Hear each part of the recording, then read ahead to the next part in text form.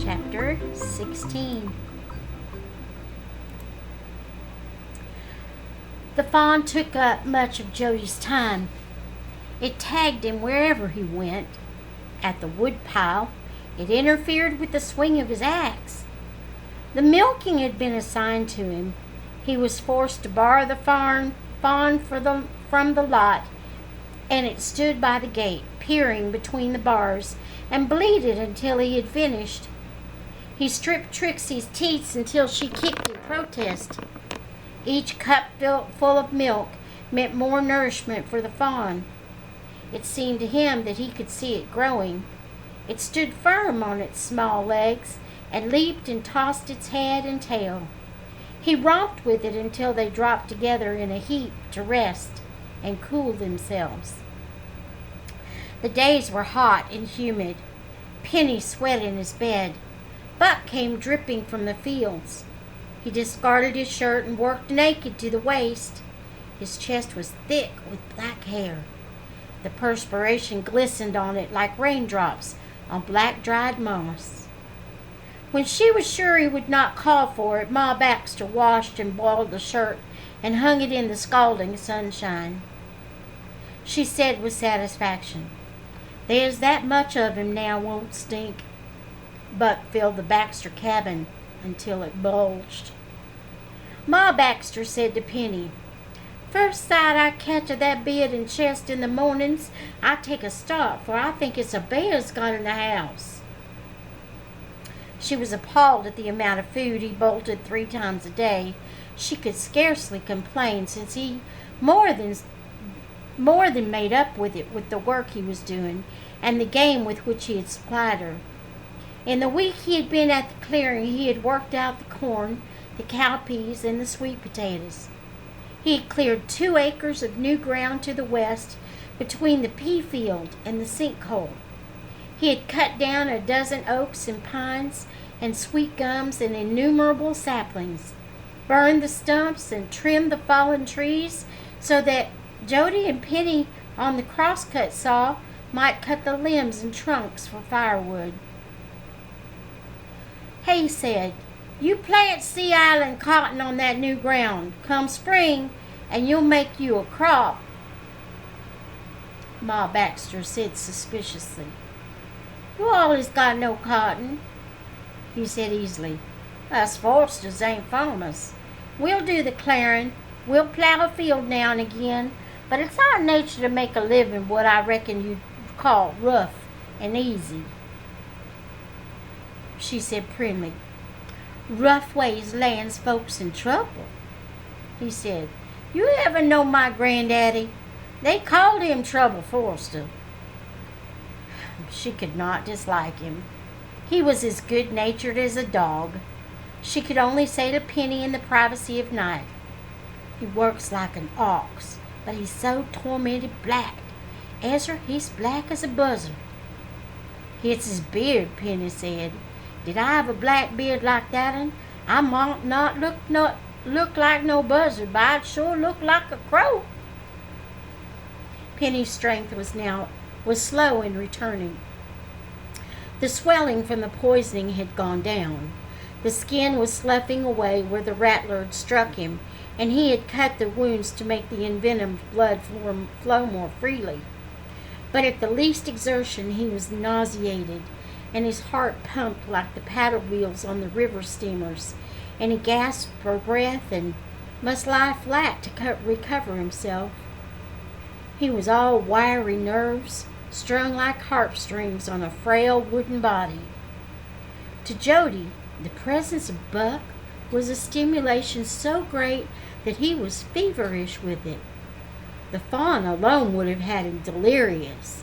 The two together kept him in a daze, wandering from Penny's room to wherever Buck was working, to wherever the fawn might be, and around again. His mother said, "You'd ought to be noticing all what Buck is doing so you can do it when he's gone." There was a tacit understanding among the three of them that Penny was to be spared. The morning of the 8th day that Buck had been at the clearing, he called Jody to the cornfield. Vandals had visited it during the night. Half a row of corn had been stripped of its ears. Midway of the row lay a pile of corn husks. Buck said, "You know what done that?" "Coons?" "Hell no. Foxes. Foxes love corn good'n I do. 2 or 3 of them bushy-tailed scrapers come in last night and had them a pure picnic." Jody laughed out. "Ha! A fox picnic! I'd love to have seen it." Buck said sternly, "You ought not to be out at night with your gun, keeping 'em out." "Oh, let me reread that." Buck said sternly, "You ought to be out at night with your gun, keeping 'em out. Now we'll get 'em tonight. You got to learn to be serious. And this evening we'll rob that bee tree by the sinkhole, and that'll learn you how to do that." Jody went through the day impatiently. A hunt with Buck had a different quality from a hunt with his father. There was an excitement in anything the Forresters did that made him nervous and high-keyed. There was noise and confusion. A hunt with Penny held a satisfaction that was of more than the chase. There was always time to see a bird fly over or to listen to a gator bellowing in the swamp. He wished that Penny were able to be out about, to rob the bee tree with them, to go on the trail of the robber foxes. In mid-afternoon, Buck came from the new ground. Penny was sleeping. Buck said to Ma Baxter, "I want a lard pail and an axe and a heap of rags to burn for smudges." There were not many rags in the Baxter household. Clothes were worn and patched and mended until they dropped in ribbons. Flour sacks went into aprons, and dish towels and chair backs that she embroidered on winter evenings into backs for her patchwork quilts. Buck looked disgustedly at the small handful she gave him. He said, "Well, reckon we can use moss." She said, "Don't you all get stung now. My grandpappy got himself stung once to where he was in the bed a fortnight. If we get stung, it sure won't be a purpose." He started across the yard with Jody beside him. The fawn was close behind. "You want your blasted baby to get stung to death? Then shut him up." Jody led the fawn reluctantly to the shed and closed the door.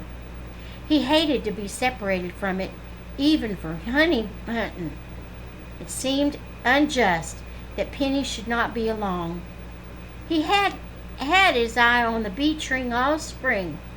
He had waited for the proper time when the bees should have gathered their nectar from the yellow jasmine, from the mulberry and the holly, the palmetto bloom and the chinaberry, the wild grapes and the peaches, and from the hawthorn and the wild plum. There would still be a bloom from which they might make their own winter store. The red bay and the loblolly were in full blossom. There would soon be sumac and goldenrod and asters. Buck said, "You know who'd purely love to be getting honey with us? Fodderwing. He'll work amongst the bees so quiet you'd figure they was making him a present of the honeycomb." They reached the sinkhole. Buck said, "I don't see how you all have made out toting your water so fur. If I wasn't about to be leaving, I'd sure help you dig a well nigh the house." "You fixin' to leave?" "Well, yes. I'm fretted about Fodderwing, and I ain't never lived this long without whiskey." The bee tree was a dead pine. Midway up its height, the wild honeybees flew in and out of a deep cavity. It stood at the north edge of the sinkhole. Buck stopped by the live oaks to pull down armfuls of green Spanish moss. At the base of the pine, he pointed to a pile of dry grass and feathers. "The wood ducks tried to nest there," he said. "They'll see a hole in a tree, and don't matter do it belong to a Lord God woodpecker or none of them big woodpeckers with a ivory bill or a swarm of bees. They'll take a notion to it, and they'll try to nest in the hole. The bees has done drove these uns out." He began to chop at the base of the dead pine. High in the air, humming sounded like a den of rattlers, far distant and turbulent. The blows of the axe echoed back and forth across the sinkhole. Squirrels quiescent in the oaks and palm trees began to chatter at the disturbance. Scrub jays cried shrilly. The pine shook. The humming grew into a roar. The bees sung across their heads like small shot. Buck called, "Light me a smudge, boy, be pert." Jody made a loose ball of moss and rags and opened Buck's tenderhorn. He struggled with the flint and steel. Penny was so expert at starting a fire that it occurred to Jody in a panic that he had never done it himself. The sparks flashed to the scorched rags that constituted the tinder, but he blew them so violently that they flickered out almost as soon as they touched the cloth. Buck dropped the axe and ran to him and took the materials from him. He rubbed the flint and steel together as vigorously as Jody had done, but he blew on the spark-touched rags with a judicious, amazing enforcement. A judiciousness amazing in a forester. The rags blazed, and he touched the fire to the moss. It began to smoke without blazing. Buck ran back to the pine and put his muscles behind the axe. Its bright blade ate into the decayed center of the tree. Its long fibers split and ripped and shivered. The pine roared in the air as though a voice had come to it to cry out with all its within its falling. It crashed to earth, and the bees were a cloud across its dead, gaping heart. Buck snatched up the smudge and darted in as quick for all his size as a weasel. He stuffed the smoking ball into the cavity with one thrust and ran madly. He looked more than ever like a lumbering bear. He let out a howl and slapped at his chest and shoulders. Jody had to laugh at him. Then a needle-point of fire stabbed his own neck. Buck shouted, "Get down the sinkhole! Get to the water!" They scrambled down the steep bank. The seepage pool at the bottom was shallow for lack of rains. The water did not quite cover them when they lay in it. Buck scooped up handfuls of mud and plastered Jody's hair and neck with it. His own thatch was a thick enough protection. A few bees followed and swung back and forth persistently. After a time, Buck raised himself cautiously. He said, "They're due to be quiet now, but ain't we a pair of hogs?" Their breeches, their faces, their shirts were caked with mud. It was not yet wash day, and Jody led the way up the south wall of the sinkhole to the wash troughs. They soused their clothes in one and washed themselves from the other. Buck said, "What you grinning about?" Jody shook his head. He could imagine his mother saying, "If it takes bees to get a forester clean, I'll hive 'em a swarm." Buck had a half a dozen stings, but Jody had escaped with 2. They approached the bee tree cautiously. The smudge had been properly placed. The bees were drugged with the heavy smoke. They swarmed slowly around the cavity, searching for their queen. Buck split a wider opening and used his sheath knife to hack away the edges.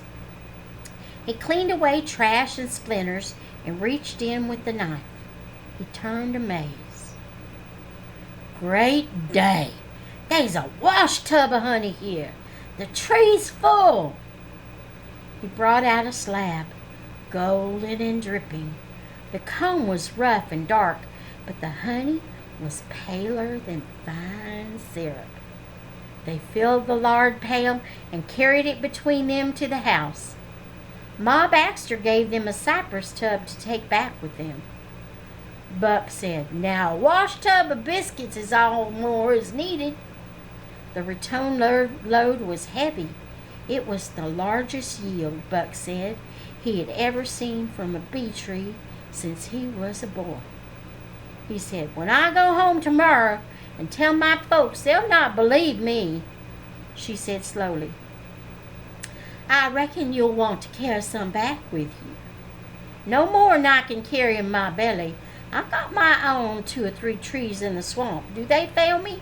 I'd like to come begging." Ma Baxter said, "You been mighty neighborly. Maybe someday we'll have plenty and can do for you." Jody said, "I wish you'd not go, Buck." The big man shoved him playfully. "With me gone, you'll have no time to nuss that fawn." Buck was plainly restless. He shuffled his feet at supper and paced up and down afterward. He looked at the sky. He said, "A good, clear night for riding." Jody said, "How come you anxious all to once?" Buck paused in his pacing. "I get that away. I like to come and I like to go. Wherever I be, I'm content a while, and then I just some way ain't content no more. When me and Lim and Millwheel goes off horse trading to Kentucky, I'll swear I figure I'll bust till I get home again." He paused and stared into the sunset. He added in a low voice, "And I'm right smart fretted about Father Wing. I got a feeling here." He thumped his hairy chest. "He ain't doing good." "Wouldn't somebody have come?" "That's it. If they didn't know your pa was bad off, they'd have ridden over just to say howdy. They figured your pa needed help, and they'd not like to tow me away was the news bad or worse." He waited nervously for dark. He wanted to be done with his job and gone. Penny was as good a night hunter as any forester. Jody was tempted to brag of the varmints his father had disposed of, but that might cut him out of a night prowl with Buck. He held his tongue. He helped Buck prepare the fat wood splinters for the fire pan. Buck said, "My Uncle Cotton had red hair. They was a heap of it, stood up like a haystack, and red as a fighting cock's comb. He was a fire hunting one night, and the handle was a mite short, and a spark from the pan set his hair afire. And you know when he hollered to Pa for help, Pa didn't pay him no mind. He just thought the moon had done rose and was shining through Uncle Cotton's hair." Jody gaped. "Is that true, Buck?" Buck whittled busily. "Now, if you was to tell me a tale," he said, "I'd not ask you no such a question." Penny called from the bedroom. "I can't stand it. I'm a good notion not to leave you go without me." They came to his room. "If 'twas a panther hunt you was going on," he said, "I'll swear I'd feel good enough to go with you." Buck said, "Now I'd just carry you on the panther hunt, did I have my dogs." "Why, my pair'll out-hunt your whole pack," he said innocently. "How did you all come out with that sorry dog I traded you?" Buck drawled, "Why, that dog's proved out the fastest and the finest and the hardest hunting and the fearlessest of every dog we've ever had on the place. All he needed was men to train him." Penny chuckled. He said, "I'm proud you was smart enough to make something out in him. Where's he now?" "Well, he was so blasted good, he put t'other dogs to shame. Lim couldn't abide it, and he hauled off and shot him, and buried him in the Baxter Cemetery one night." Penny said gravely, "I noticed the new grave, and I figured you all had give out and burying ground. I'll whittle a headstone time I get my strength. I'll carve on it, 'Here lies a Foster, mourned by all his kin.'" He grinned broadly and slapped the covers of his bed. "Give in, Buck," he said. "Give in." Buck wiped his beard. "All right," he said. "I'll take it for funning, but don't you look to Lim to take it for anything but a cold-out insult." Penny said, "No hard feelings. I got none, and I hope you all'll notice. You all'll hold none. Lem and nobody. Lem's different. He takes things personal. That grieves me. I pitched into the fight twixt him and Oliver because there was too many of you on one side. Buck said, well, blood's thicker than water. We fight amongst ourselves now and again, but when it's us and t'other fella, we allus fight on the same side of the creek. But me and you has got no call to fall out. Words began fights, and words ended them. Let me reread that one more time. Words begin fights, and words ended them. Jody asked, if fellers didn't say quarreling things, would they put in to fight? Penny said, I'm feared so. I once seed a pair of deef dummies having it. But they do say they got a sign language, and likely no one passed the insult in us, and likely one passed the insult in a sign. Buck said, it's male nature, boy.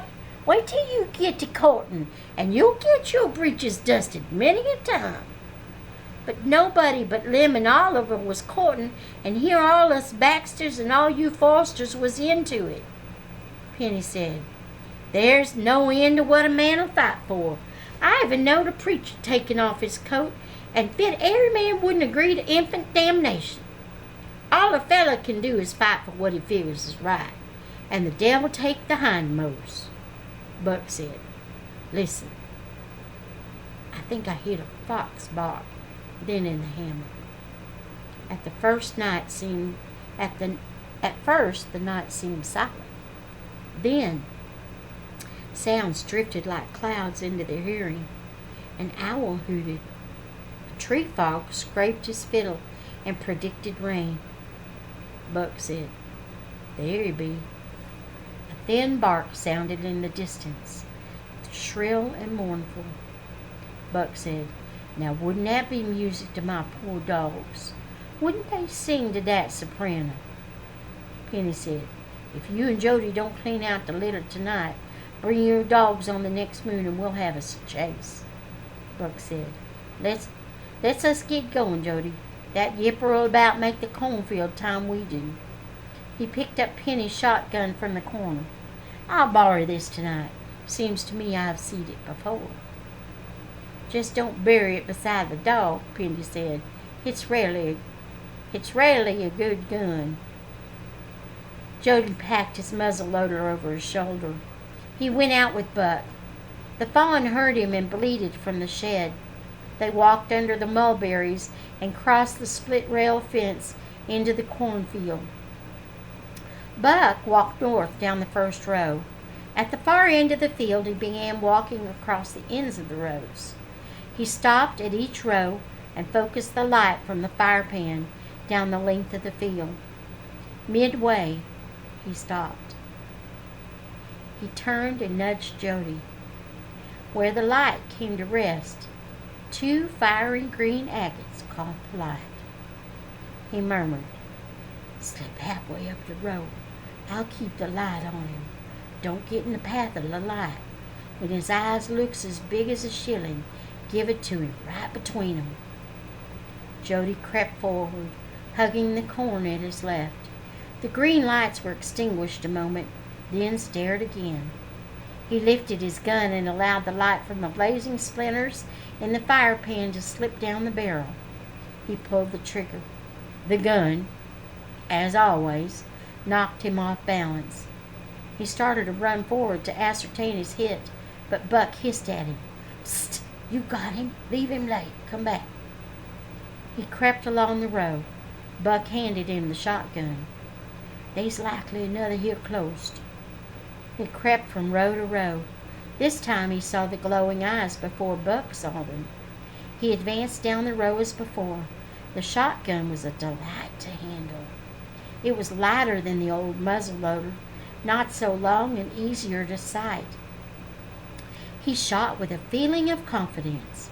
Again Buck called him back, and he retreated. But though they combed the rows carefully and worked around the west end of the field, and flashed the light down the corn rows. From the south there were no more bright green eyes. Buck said aloud, "That's a crop for tonight. Let's see what we got." Both shots had killed. One was a dog fox and one a vixen, fat with Baxter corn. Buck said, "Now they got a litter off in a den somewheres, but they'll be growed and can make out by themselves. Come fall, we'll have us a fox chase." The foxes were gray and in good condition with full brushes. Jody carried them in complacently. Approaching the cabin, they heard a commotion. Ma Baxter shrieked. Buck said, "Your ma wouldn't romp on your pa while he was ailing, would she?" "She don't never romp on him with nothing but talking. I'd a heap rather a woman tore me down with a lighter knot than speaking sharp." Close to the cabin they heard Penny shout. Buck said, "Why, boy, the woman's killing him." Jody said, "Something's after the fawn." The yard itself was not often disturbed by anything more dangerous than the small varmints. Buck hurdled the fence and Jody vaulted it after him. A light shone from the doorway. Penny stood there dressed only in his breeches. Ma Baxter was beside him, flapping her apron. Jody thought he saw a dark form move off into the night toward the grape arbor, followed by the dogs baying. Penny called, "It's a bear! Get him! Get him before he makes a fence!" Sparks showered from the fire pan as Buck ran. The light reached out to a lumbering body galloping to the east under the peach trees. Jody shouted, "Give me the fire pan, Buck! You do the shooting!" He felt frightened and incompetent. They exchanged on the run. At the fence, the bear turned at bay.